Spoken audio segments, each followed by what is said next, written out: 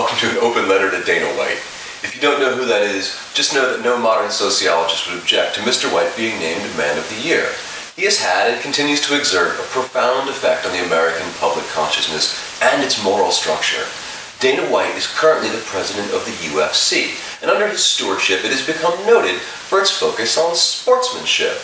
Our other popular sports and their heroes have stopped putting sportsmanship front and center a long time ago, and some pretty ugly things have taken its place.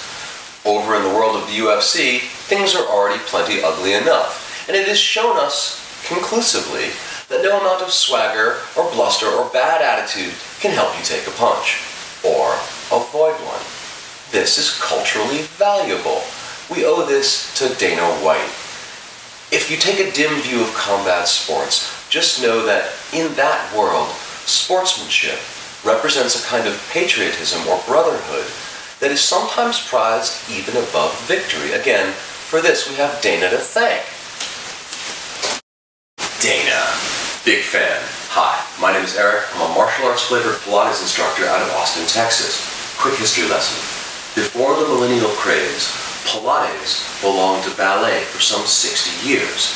If a young dancer had, say, 9 out of 10 required skills, she might have been sent to a Pilates instructor to help fill the gap, or for help recovering from injuries or even childbirth. Over the years, Pilates became a kind of toolkit by which dancers could improve. But it was never intended for that.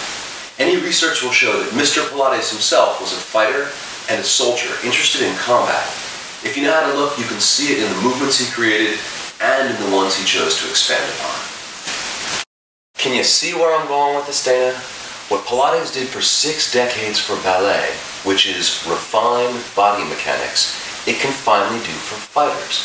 Forget what Pilates looks like now, forget what it looked like when we were kids. At its origin, Pilates was created around combat. Let me demonstrate. I've heard you say on TV that the front kick is the most underutilized technique in the octagon, possibly because it seems too simple to break down for study. Here's an exercise that can help any fighter gain facility in throwing and retracting the front kick.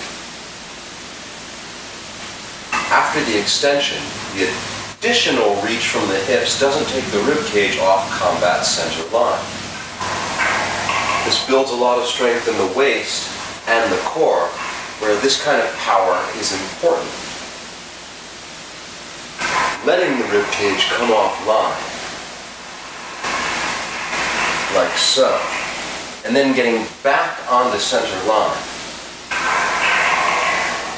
is another valuable aspect of the front kick and the stability that supports it. Did you see that episode of Science-y Fight Tech where they measured the per square inch power of a Thai guy's knee strike? Do you remember how happy that guy was to throw 2,500 pounds of raw force? Dana, let's get that guy up to 3,000. Look at this. The Thai clinch knee is a closed chain movement, meaning to say it draws its power from the completion of a theoretical circle. I say theoretical because it looks like one is merely pulling the knee toward the hands. But as the spine powers back out of the way and scoops up the pelvis, a very round thing is happening here. Let's look at that on the machine. I'm pulling so hard I can round my spine and even lift my knees.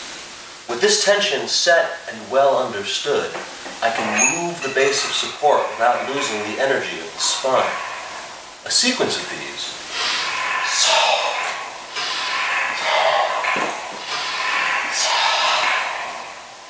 helps build the inner strength that is the hallmark of a great knee strike. It's hard to believe that Mr. Pilates wasn't thinking of this.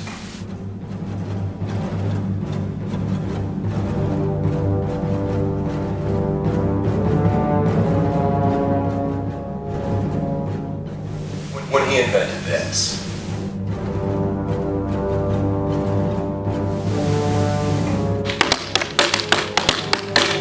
Mixed martial arts and Pilates have been destined to work together for almost a century. Give me a young fighter with a learning block, or an otherwise healthy fighter having trouble recovering from a particular injury, let me work it. In short, Mr. White, and thank you for listening, I seek your patronage. Thanks again.